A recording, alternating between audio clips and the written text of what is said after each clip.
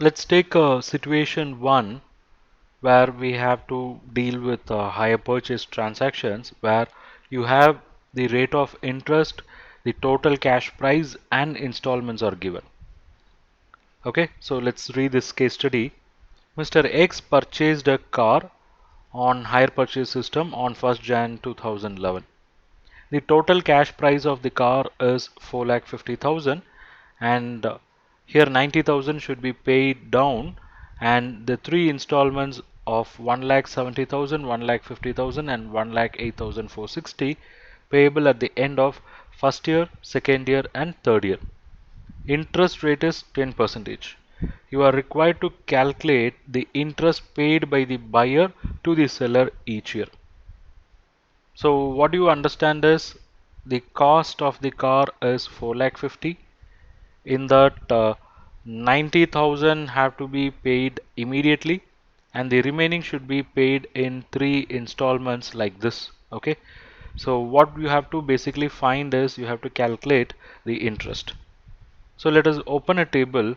Okay, so following table is useful for calculating interest paid with each installment. So let's have this analysis of installment. First we'll have a column for year, then opening balance of cash price, installments, then payment towards principal or cash price, payment towards interest, then closing balance of cash price. You will understand item by item. When this loan is taken, let me just clear all this. Yeah. When this loan was taken on 1st Jan 2011. So let us mark on 1st Jan 2011 a car is purchased for 4,50,000. Okay, fine. So the opening balance of cash price is nothing but the cost, okay, which is 4,50,000, and you are going to take a loan and the loan condition is you have to pay 90,000 immediately. So you have taken a loan of 4,50,000 but immediately you have to make an installment. How much? 90,000. Fine. So whatever the 90,000 you pay now will directly go towards principal only. There will not be any interest because it is paid immediately. So this entire 90,000 will be constructed as principal. So any interest will be there. There will not be any interest. Payment towards interest is going to be nothing. So what is going to be the closing balance of cash price? This closing balance of cash price is nothing but principal, right? So we had 4,50,000. Okay, this is column. Let's say this is column 2. Let me put it somewhere here. This is column number 2. This is column 1. The installment paid is 90,000. So I'll call this as column 3. And the principal payment is column 4. Interest payment is column 5. And closing balance of cash price is going to be column 6. So how this column is arrived? Column 6 is nothing but column number 2 minus column number 4. Column number 2 is 4,50,000 minus principal element only. 4,50,000 minus 90,000, it is 3,60,000. Okay, so this is on 1st January 2011. Then 3 installments. First installment of 1,70,000 will be at the end of that year, that is going to be 31st December 2011. Now on 31st December 2011, what is the opening balance? We know this is the opening balance, right? So that should come here, 3,60,000.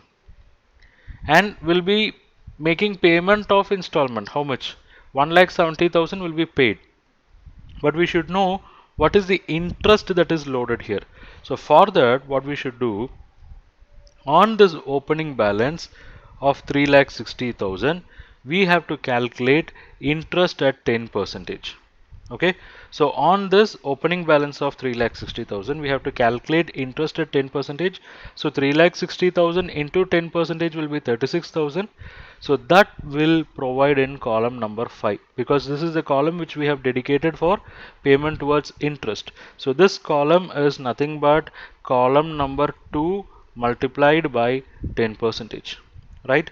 So 3,60,000 into 10 percentage, we have 36,000. So now follow closely. You are going to make an installment payment of how much? 1,70,000. Out of that 1,70,000, 36,000 is going to be interest. Then what is principal? Principal is very simple. The difference between 1,70,000 and 36,000.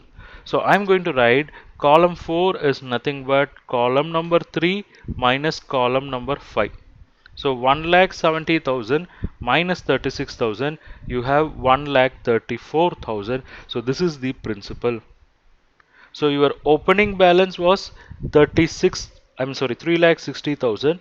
What was repaid is 1,34,000. So what is going to be the closing balance? We have closing balance. Column 6 is equal to 2 minus 4, which is 3,60,000 minus 1,34,000. So it is 2,26,000.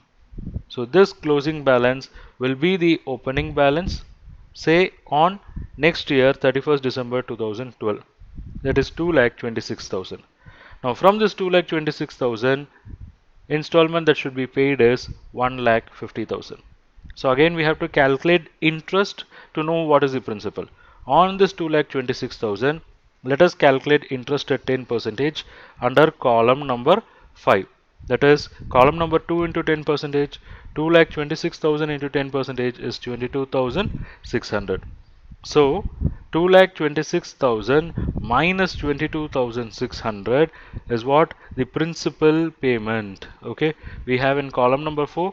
So 2,26,000 minus 22,600, we have 1,27,400. So this is the opening balance of principal. This is the principal that got repaid. So what is the closing balance of principal? We have to consider column number 2 minus column number 4.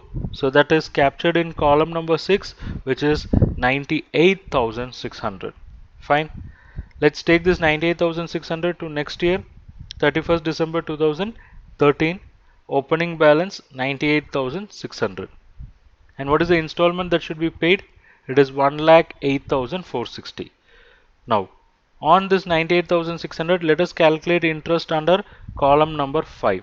98,600 into 10 percentage is 9,860, right? So we know the principal payment is 1,08,460. Let us capture that here, not the principal, the total installment. This 1,08,460 includes interest of 9,860.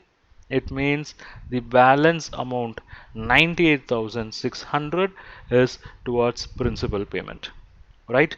So how we got this?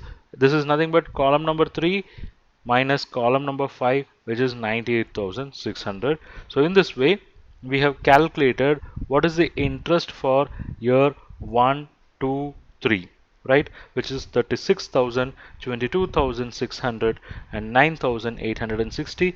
And if you notice, the closing balance is going to be 0 because opening balance was 98,600. The principal that was repaid is the balancing figure 98,600. So we have nothing in the end of year 3, that is 31st December 2013.